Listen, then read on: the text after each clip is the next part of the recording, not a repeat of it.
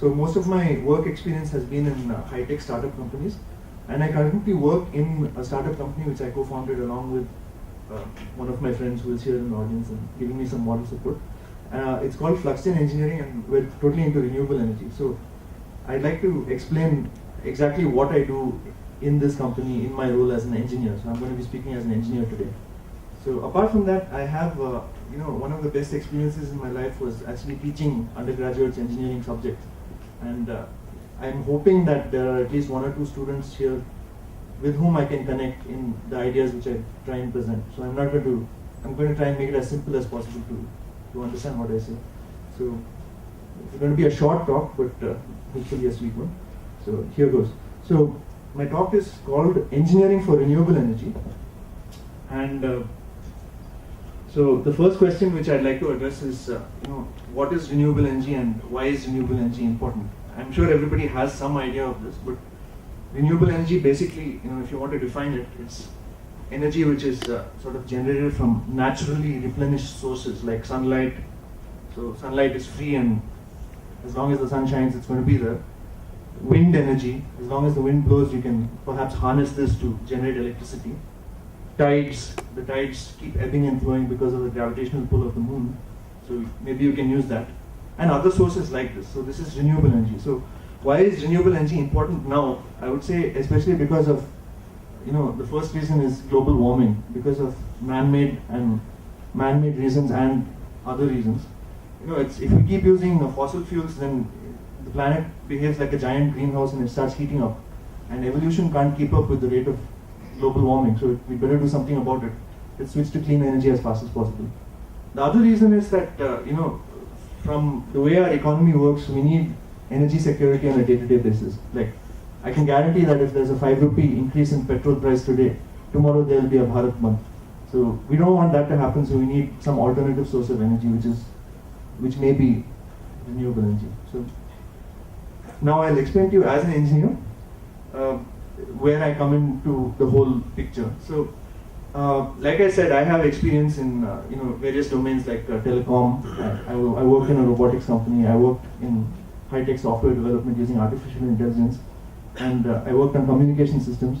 So the idea is, given the challenges of which we face in the energy domain in building renewable energy system, can we use engineering ideas from, or engineering techniques or engineering tools from all these different areas of engineering to make something which is more robust or better as a product in terms of its functionality.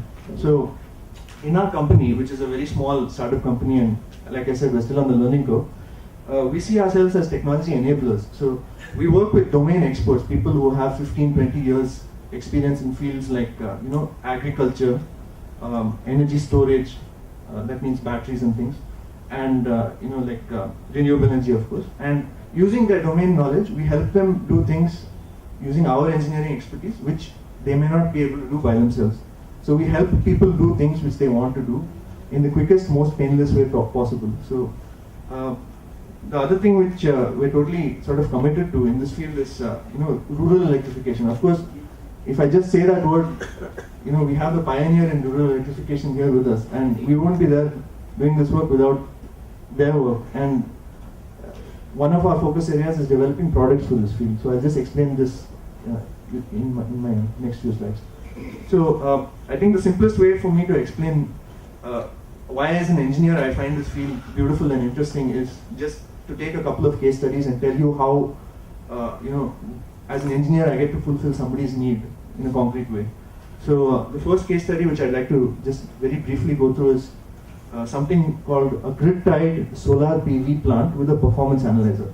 Now, even though it has a big impressive title like this, it's a rather simple concept to understand. If you have a solar power plant, these are solar modules, and this is our customer who had a particular requirement to fulfill. You have, you can think of the system in terms of a block diagram, and this is the block diagram which I always have in my mind when I think of an engineering system like this. So this is going to be a slightly technical talk, I hope that's okay. Not very, but so you have the solar panels which generate electricity, and as soon as you want to do engineering, the first thing which you want to do is make things more efficient in some way. But in order to sort of understand how to do this, which is the art of engineering, you have to measure like how efficient it is already. So the first box on the right, which is called energy measurement, is basically the first step in iterating towards a more efficient sort of system. And a more efficient system is good to the end user. It means a lower power bill or a lower installation cost. It's good in some way. So we need to measure energy continuously. This is the first block on the right. Once we figure out how to measure the energy, okay, we have to see how the electrical system sort of interacts. So this whole talk is aimed towards generating electricity from renewable sources. So we have the energy harvesting system, which goes into something called the load, which could be batteries, or it could be other storage systems, and it goes into the load, and it also perhaps interacts with the power grid, which is the arrow on the left. So it's a complex system because the grid is enormous, and it interacts with your energy generating systems in some non-trivial way. So this is the entire system which we deal with as engineers, and all our projects fall into this block diagram somehow. Okay, so now that I've explained the block diagram, since we are living in the 21st century and we have 21st century communication tools at our disposal, the last bottom right hand corner of this diagram allows us to use the internet to control these systems remotely, which is very, very, very important from our perspective. I'll explain this later. Okay, so this customer wanted to figure out the answer to this particular problem, okay, which is simple to state. Suppose you're living in Bangalore, and suppose you have two sets of panels, and one set of panels has some motors attached to it so that it follows the direction of the sun, okay, and the other set of panels doesn't follow the direction of the sun, but is just static all the time in the same direction. Question: how much sort of improvement in efficiency, or how much extra energy will you get by tracking the direction of the sun, like a sunflower? It's called heliotropic sort of tracking. So in order to answer this question, the first thing which we had to do was, we had to measure, and this is the measurement system. This is what it looks like. It's rather simple. You have three boxes here. These are called smart meters, and these are, meters which can measure the direction and magnitude of voltage and current in various parts of the system. So you can measure, from the static system and from the moving system, what are the voltages and currents which show up. And after it gets converted to an AC electricity, which is the kind of electricity which we have access to here, what is the magnitude of, of that power which is being generated. So in this system, we read all those values all the time, and we sort of store those values in such a way that if you want to do R&D experiments, you can sort of look at these data logs and you can make good decisions on how efficient your system is. And a picture is worth 1,000 words. So if you want to understand it in terms of graphs, what I said in the previous couple of minutes was, from the solar system which follows the sun, you have this orange graph. From the solar system which doesn't follow the sun, you have the blue graph. And from the AC system which converts all the solar energy into electricity, you have the green graph.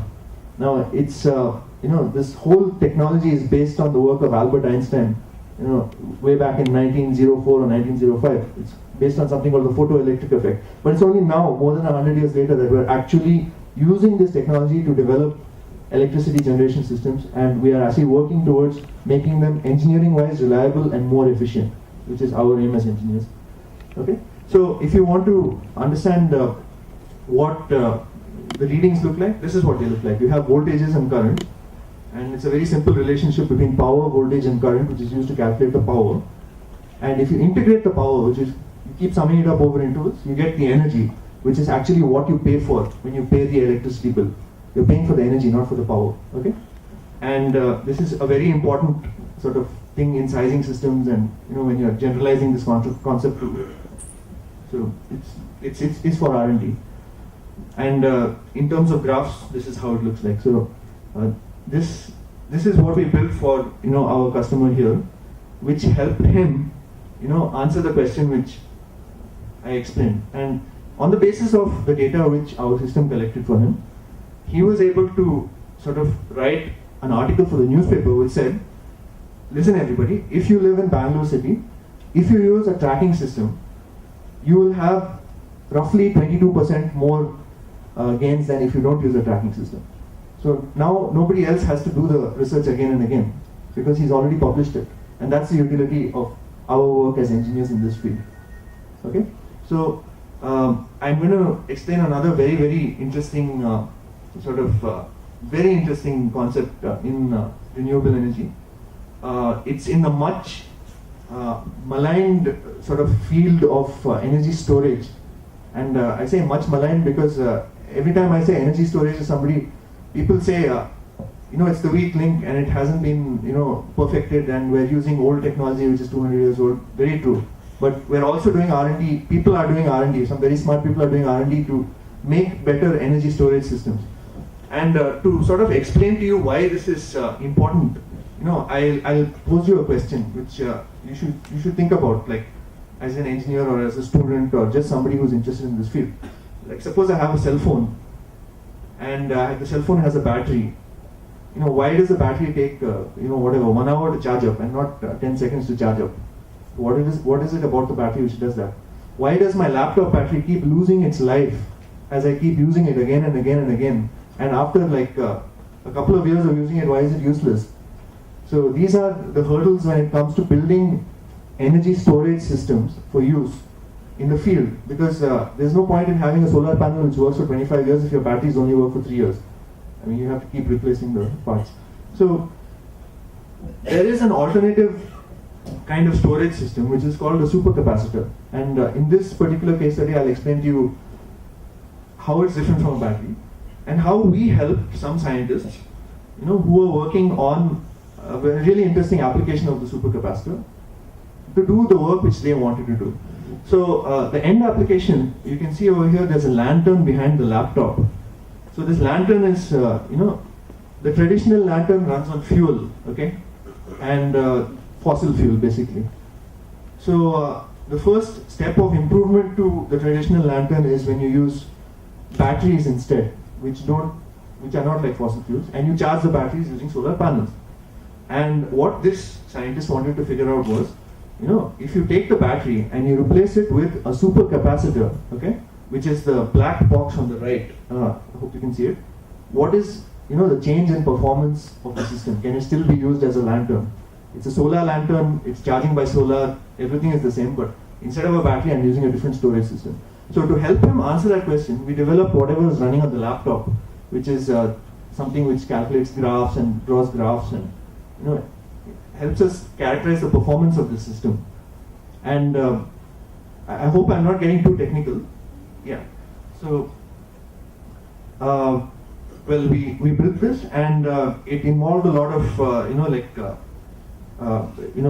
developing electronics and things like that for this particular application. All I'd like to say is that, on the basis of this, he was able to make some choices which will probably allow him to commercialize this technology. So in a few years, we may see a different technology than batteries. So the last thing I'd like to talk about is the smart renewable energy microgrid. I'll just very, very, very quickly explain this to you.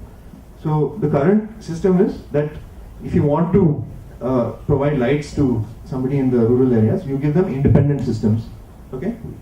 But what happens when you club together the systems, club together all the energy generation and club together the batteries and inversion?